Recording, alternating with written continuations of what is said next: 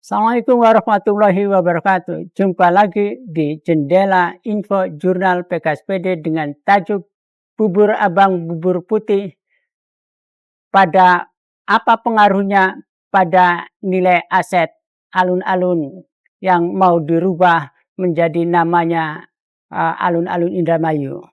Menarik untuk kita perbincangkan pada pertemuan kali ini. Ada dua pernyataan. Pernyataan pertama adalah dari Bupati, pernyataan yang kedua adalah dari Kepala Dinas Kimrum. Apa pernyataan Bupati yang dilansir oleh Status Rakyat pada 1 Maret 2025, Luki Hakim mengatakan bahwa alun-alun Puspawangi akan dirubah namanya menjadi alun-alun Indramayu. Kata Puspawangi akan diganti dengan Indramayu. Kata Puspawangi mengandung atau sebanyak 10 huruf akan diganti dengan Indramayu yang sama juga jumlahnya 10 huruf. Lalu apa yang menjadi persoalan yang menarik? Ada pernyataan Kepala Dinas Kimrum, supaya kemudian kita tidak keliru. Kepala Dinas Perumahan Kawasan Pemukiman dan Pertanahan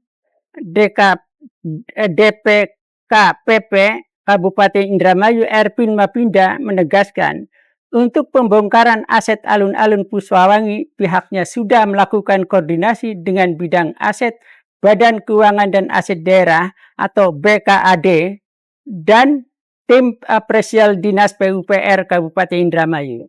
Tidak hanya itu, Ervin kemudian menegaskan perubahan nama alun-alun Indramayu yang sedang dilakukan saat ini sudah ditempuh mekanisme penghapusan aset serta perencanaan sesuai dengan ketentuan yang berlaku. Untuk penghapusan aset sudah clear dan sisa material diserahkan kepada bidang aset. Nah, pernyataan ini menarik untuk kemudian kita bahas.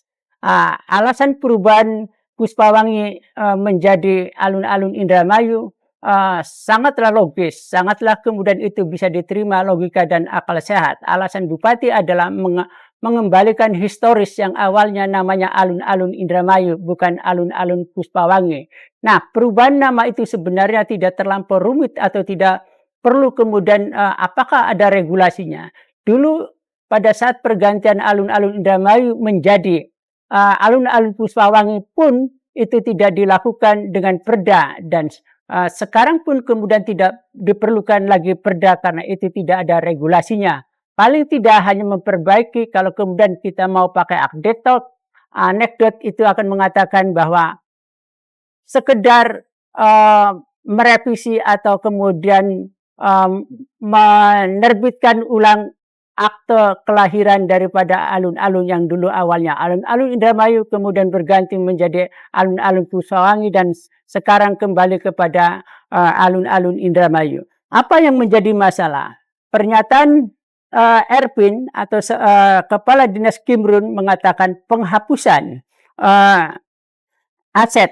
Nah, ini menurut saya ini adalah pernyataan yang keblinger karena ini menunjukkan bahwa Kepala Dinas Kimrum tidak memahami apa yang dimaksudkan oleh penghapusan aset di dalam regulasi, yaitu PP nomor 27 tahun 2014 pasal 82, dan termasuk Ervin dan jika kemudian juga bidang aset menyetujui adanya penghapusan, maka ini juga adalah keblingeran yang kedua.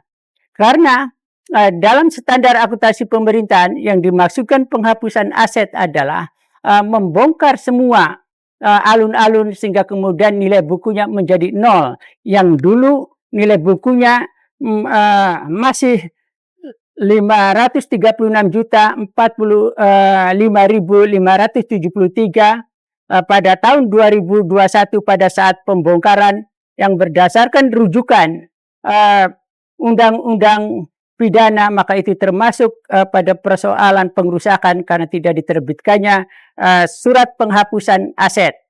Nah, waktu itu alun-alun dibangun dengan nilai 713.144.000 pada tahun 2008. Nah, tiba-tiba hanya sekedar untuk mengganti 10 huruf Puspawangi dengan kemudian Indramayu, maka kemudian akan diterbitkan penghapusan aset. Nah, mari kita kemudian apa yang kemudian menjadi keblinger. Penghapusan aset seperti yang kita katakan tadi bahwa itu adalah membongkar atau kemudian secara total dibongkar sehingga nilai bukunya menjadi nol. Nah, kemudian akan dibangun kembali sehingga nilai atau harga perolehan aset atau nilai aset itu berada pada nilai yang baru. Misalnya yang kemarin, kalau memang diterbitkan penghapusan, maka alun-alun Puspawangi nilainya cuma kurang lebih 10,6 miliar. Tetapi karena tidak diterbitkannya surat penghapusan aset, maka seharusnya di aset daerah masih tercatat 11.136.045.573. Itu problem pertama. Nah, kemudian yang mempengaruhi nilai aset adalah apa yang disebut dengan revitalisasi atau kemudian rehabilitasi alun-alun yang materiality. Nah, itu baru mempengaruhi nilai aset. Nah, sekedar penghapusan atau sekedar mengganti nama dari alun-alun Puspawangi menjadi alun-alun Indramayu, maka itu tidak ada pengaruhnya sama sekali terhadap nilai aset atau nilai buku.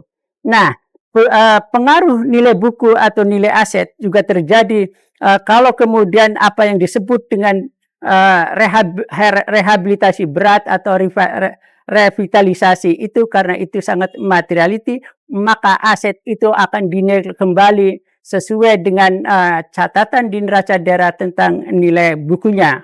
Nah, faktor berikutnya adalah kalau sekedar pergantian nama, maka itu kemudian tidak punya pengaruh sama sekali. Dan menurut standar akuntansi pemerintahan, kalau pergantian nama termasuk adalah hanya merupakan kategori biaya pemeliharaan atau apa yang disebut dengan LO. Nah, beban pemeliharaan ini tidak punya pengaruh terhadap nilai aset, termasuk juga tidak pengaruh pada nilai perolehan aset.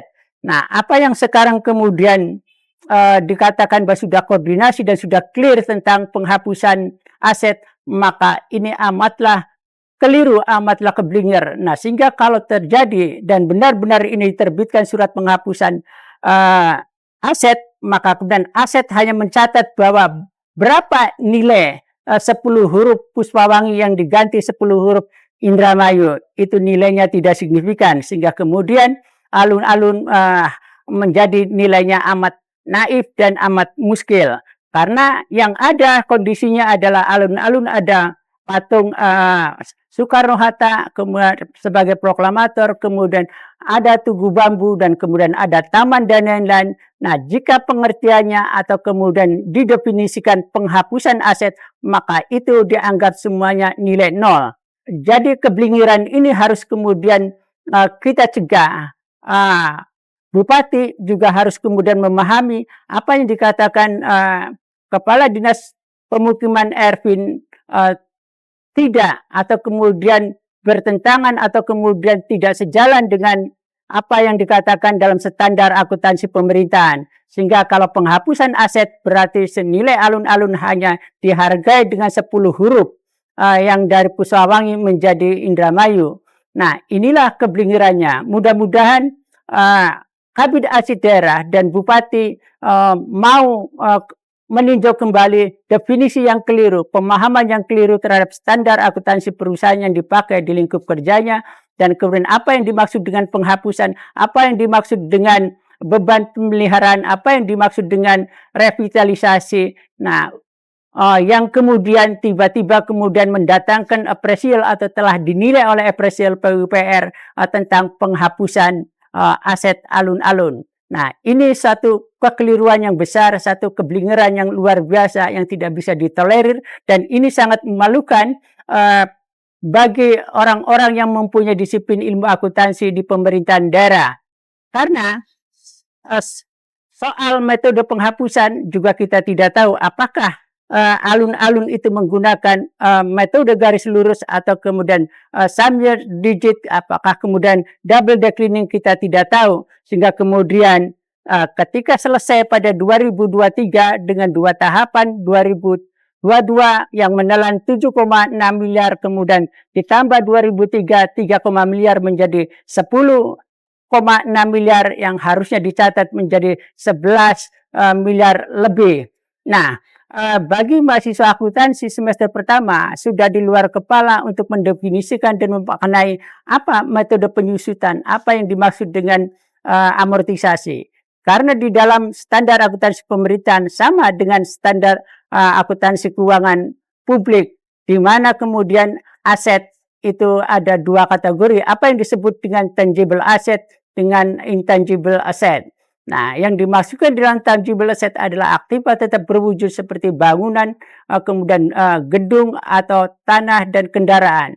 Dan intangible asset yang dimaksudkan dalam standar akuntansi keuangan atau pemerintahan, apa yang diklasifikasikannya seperti misalnya goodwill atau surat-surat sertifikat tanah, kemudian STNK motor dan lain-lain, itu yang dimaksudkan dengan intangible asset. Nah, sekali lagi kekeliruan besar atau kemudian kerancuan atau kebelingiran ini akan nampak nanti di dalam neraca daerah.